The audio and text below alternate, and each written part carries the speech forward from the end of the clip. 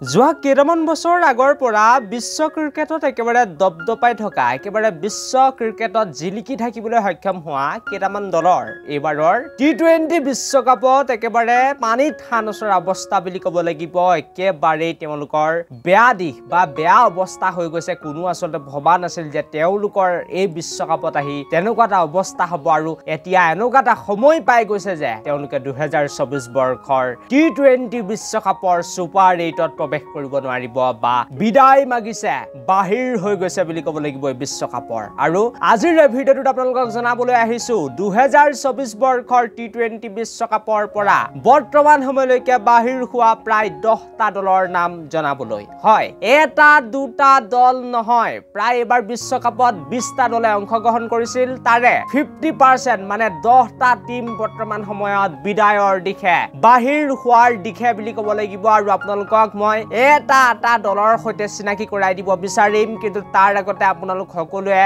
ভিডিঅ'টো এটা লাইক কৰি থৈ যাব বুলি মই আশা কৰিছো। ইয়াৰ লগতে চেনেলটো এনেকুৱা ধৰণৰ সুন্দৰ সুন্দৰ খবৰৰ বাবে এতিয়াই সাবস্ক্ৰাইব কৰি ল'বলৈ নাপাহৰিব।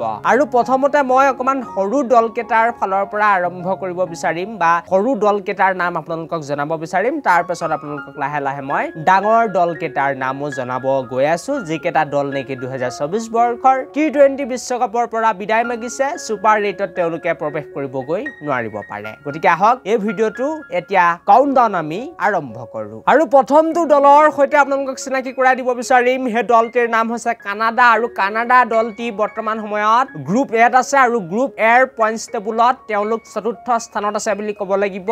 আৰু কানাডা দলে যেতিয়াই পাকিস্তানৰ বিৰুদ্ধে এখন ৰোমাঞ্চকৰ মেচ খেলি পৰাজিত হৈ গ'ল, সেই খেলখনত হৰাৰ পাছতে তেওঁলোকৰ চান্স একেবাৰে কমি গৈছে। আৰু আহিবলগীয়া টাইমত যিখন খেল আছে ভাৰতীয় ক্ৰিকেট দলৰ লগত, যদি কেনেবাকৈ কানাডা জিকিও যায়, তেতিয়াও কিন্তু এই দলটি নেক্সট ৰাউণ্ডলৈ যাব নোৱাৰিব। কাৰণ বাকী টিম কেইটাৰ USA হওক বা পাকিস্তান হওক, তেওঁলোকৰ ভিতৰতে কোনোবা এটা দল যাব। আমাৰ ইণ্ডিয়াটো যাবই যাব, ন' ডাউট। তেওঁলোকৰ নেট ৰান ৰেট বহুত বেছি হৈ আছে ভাৰতৰ। গতিকে এতিয়া দুটা টিম USA আৰু পাকিস্তান, এই দুটা দলৰ ভিতৰতে কোনোবা এটা দল যাব সুপাৰ 8লৈ গ্ৰুপ এৰ ফালৰ পৰা। কিন্তু কানাডাৰ বাবে এতিয়া সকলো দুৱাৰ বন্ধ হৈ গৈছে বুলি ক'ব লাগিব, যেতিয়া পাকিস্তানৰ দলৰ লগত হাৰি গ'ল বা পৰাজিত হৈ গ'ল। তাৰ পাছতেই আপোনালোক সকলোকে মই 2 নম্বৰ দলটোৰ সৈতে চিনাকি কৰাই দিব বিচাৰিম। সেইটো দলো মোষ্ট লাইকলি নহয়, একেবাৰে বাহিৰ হৈ গৈছে বুলি ক'ব লাগিব। তেওঁলোকে কোনো পধ্যেই নেক্সট ৰাউণ্ডত প্ৰৱেশ কৰিবগৈ নোৱাৰে। আৰু সেই দলটিৰ বিষয়ে মই আগৰ এটা ভিডিঅ'ত কৈছিলোৱে যে হয়, আয়াৰলেণ্ড, এওঁলোকে কোনো পধ্যেই নেক্সট ৰাউণ্ডলৈ কোৱালিফাই কৰিব নোৱাৰিব। আয়াৰলেণ্ড দলটিও 2024 বৰ্ষৰ টি20 বিশ্বকাপৰ পৰা বিদায় মাগিছে বুলি ক'ব লাগিব।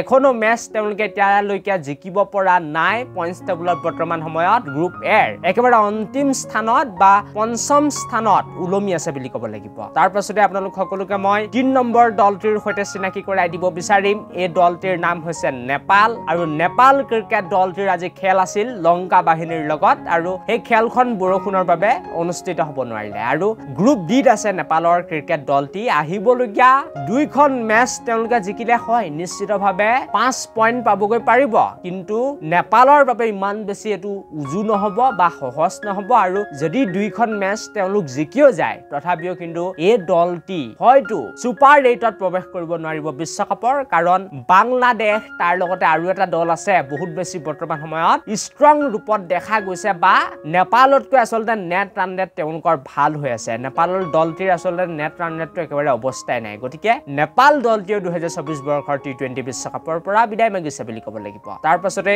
4ৰ্থটো দলৰ সৈতে আপোনালোকক চিনাকি কৰাই দিব বিচাৰিম। সেই দলটিৰ নাম হৈছে ইউগাণ্ডা। আৰু ইউগাণ্ডা দলটি আপোনালোকক মই জনাই দিব বিচাৰিছো যে বহুত বেছি কষ্টৰ মাজত বা বহুত বেছি এটা সুন্দৰ যাত্ৰা লৈ এই টি20 বিশ্বকাপত তেওঁলোক খেলিবলৈ আহিছিল। একেবাৰে এটা ফুটপাথৰ গলিৰ পৰা এই ক্ৰিকেট দলটি আৰম্ভ কৰিছিল খেলিবলৈ, আৰু তাৰ পৰা টি20 বিশ্বকাপলৈ যিটো যাত্ৰা, সেইটো মানিব লাগিব। কিন্তু দুৰ্ভাগ্যৰ কথা যে ইউগাণ্ডা টিমটো 2024 বৰ্ষৰ টি20 বিশ্বকাপৰ পৰা বিদায় মাগিছে। তেওঁলোকে কোনো পধ্যেই নেক্সট ৰাউণ্ডলৈ কোৱালিফাই কৰিব নোৱাৰিব বা সুপাৰ 8ত প্ৰৱেশ কৰিব নোৱাৰিব। তাৰ পাছতে আপোনালোকক মই 5মটি দলৰ সৈতে চিনাকি কৰাই দিব বিচাৰিম। এই দলটিৰ নাম হৈছে পাপুৱা নিউ গিনিয়া। আৰু মই আগৰ এটা ভিডিঅ'ত কৈছিলো পাপুয়া নিউ গিনিয়া বাহিৰ হৈ যাব 2024 বৰ্ষৰ টি20 বিশ্বকাপৰ পৰা আৰু হেতুৱে হৈছে তেওঁলোকো 2024 বৰ্ষৰ টি20 বিশ্বকাপৰ সুপাৰ 8ত প্ৰৱেশ কৰিব নোৱাৰে একেবাৰে খাটাং কথা একেবাৰে স্পষ্ট কথা সকলো দুৱাৰ এতিয়া তেওঁলোকৰ বাবে বন্ধ হৈ গৈছে আৰু পাপুয়া নিউ গিনিয়া দলটিৰ বাহিৰে ইউগান্ডা মই নাম লৈছো এই দলটিও বিদায় মাগিব লাগিব বুলি ক'ব লাগিব 2024 বৰ্ষৰ টি20 বিশ্বকাপৰ পৰা তাৰ পাছতে আপোনালোকক মই ষষ্ঠটো দলৰ সৈতে চিনাকি কৰাই দিব বিচাৰিম 6 নম্বৰটো দল যেটো নেকি বাহিৰ হৈ গৈছে বিশ্বকাপৰ এই মহাৰণৰ পৰা আৰু সেই দলটিৰ নাম হৈছে এসময়ৰ টি20 বিশ্বকাপ বিজয়ী চেম্পিয়ন দল বুলি ক'ব লাগিব শ্ৰীলংকা আৰু শ্ৰীলংকা দলটিৰ বাবে সকলো দুৱাৰ বন্ধ হৈ গৈছে কিছু সময়ৰ আগতে মই কৈছিলো যে নেপালৰ লগত তেওঁলোকৰ খেল আছিল লংকা বাহিনীৰ আৰু সেই খেলখন অনুষ্ঠিত হ'ব নোৱাৰিলে বৰষুণৰ বাবে গতিকে লংকা বাহিনী এতিয়া যদি যায় তেনেহলে মাত্ৰ 3 পইণ্টলৈকেহে যাব পাৰিব আৰু 3 পইণ্টত এই টিমটো কোনো পধ্যে কোৱালিফাই কৰিব নোৱাৰিব গতিকে ষষ্ঠটো দল হৈ পৰিছে যি নেকি 2024 বৰ্ষৰ টি20 বিশ্বকাপৰ পৰা বাহিৰ হৈ গৈছে বুলি ক'ব লাগিব আৰু লংকা বাহিনী আপোনালোকে জানে সময়ত কিমান বিশ্ব ক্ৰিকেট হিলাইট হৈছে বুলি ক'ব লাগিব তেওঁলোকে টি20 বিশ্বকাপ জিকি থৈছে 2014 চনত ইমান এটা শক্তিশালী টিম বৰ্তমান সময়ত এই বিশ্বকাপৰ ৰাউণ্ডৰ পৰা বাহিৰ হৈ গৈছে একমাত্ৰ কাৰণৰ বাবে কাৰণ তেওঁলোকৰ যিজন মেইন অধিনায়ক দাসুন চানকা বৰ্তমান সময়ত উপস্থিত নাই এই দলটি তাৰ লগতে সপ্তমটো দলৰ সৈতে আপোনালোকক চিনাকি কৰাই দিব বিচাৰিম যেটো দল 2024 বৰ্ষৰ টি20 বিশ্বকাপৰ পৰা বাহিৰ হৈ গৈছে বা সুপাৰ 8 ৰাউণ্ডৰ পৰা বাহিৰ হৈ গৈছে বুলি ক'ব লাগিব আৰু সেই দলটিৰ নাম হৈছে ওমান আৰু ওমান দলটিৰ বিষয়ে মই কৈছোৱে যে তেওঁলোকৰ একেই দখা বহুত বেছি এতিয়া সংকটজনক অৱস্থাত আছে বুলি ক'ব লাগিব এই দলটি আৰু তেওঁলোকৰ বাবে সকলো দুৱাৰ বৰ্তমান সময়ত বাহিৰ হৈ গৈছে আৰু কোনো পধ্যেই এই দলটি 2024 বৰ্ষৰ সুপাৰ 8 ৰাউণ্ডত প্ৰৱেশ কৰিবগৈ নোৱাৰে তেওঁলোকক এতিয়া ভগৱানে লগ দিলো বা ভাগ্যই লগ দিলো কিন্তু এই দলটি নেক্সট ৰাউণ্ডত গৈ প্ৰৱেশ কৰিবগৈ নোৱাৰে তাৰ পাছতে অষ্টমটো দল মানে 8 নম্বৰ দলটিৰ সৈতে আপোনালোক সকলোকে মই চিনাকি কৰাই দিব বিচাৰিম আৰু সেই দলটিৰ নাম হৈছে নামিবিয়া আৰু নামিবিয়া দলটিও এসময়ত এনেকুৱা লাগিছিল যে হয়তো তেওঁলোক যাব পাৰিব নেক্সট ৰাউণ্ডলৈ বা সুপাৰ 8ত প্ৰৱেশ কৰিব পাৰিব 2024 বৰ্ষৰ টি20 বিশ্বকাপৰ কিন্তু এতিয়া যি খবৰ বা এতিয়া যি কাহিনী বনি আছে সেই সমূহ চালে এনেকুৱা লাগে যে নামিবিয়া দলটি 2024 বৰ্ষৰ সুপাৰ 8ৰ পৰা বাহিৰ হৈ গৈছে তেওঁলোকে নেক্সট ৰাউণ্ডলৈ কোৱালিফাই কৰিব নোৱাৰিব সম্পূৰ্ণৰূপে দলটিও টাটা বাই বাই এতিয়া কৰিব লাগিব তাৰ পাছতে আৰু বাকি দলকেইটাৰ অকমান চান্স নাই বুলি মই ক'ব নোৱাৰো কিন্তু ভগৱান ভৰসাত চলি আছে বুলি ক'ব লাগিব এই দুটা দলক যদি ভগৱানে লগ দিয়ে ভাগ্যই যদি লগ দিয়ে যিদৰে আইপিএলত আৰচিবি দলটিক ভগৱানে লগ দিছিল ভাগ্যই লগ দিছিল ভাল ক্ৰিকেট খেলিছিল বাবে তেওঁলোকে গৈ একেবাৰে প্লেঅফ পাই গৈছিল যেটো টিম বাহিৰ হৈ যাব বুলি এনেকুৱা লাগিছিল কিন্তু প্লেঅফ পাই গৈছিল ঠিক তেনেকুৱাই দুটা দলৰ বৰ্তমান সময়ত দখা হৈ আছে বুলি ক'ব লাগিব কিন্তু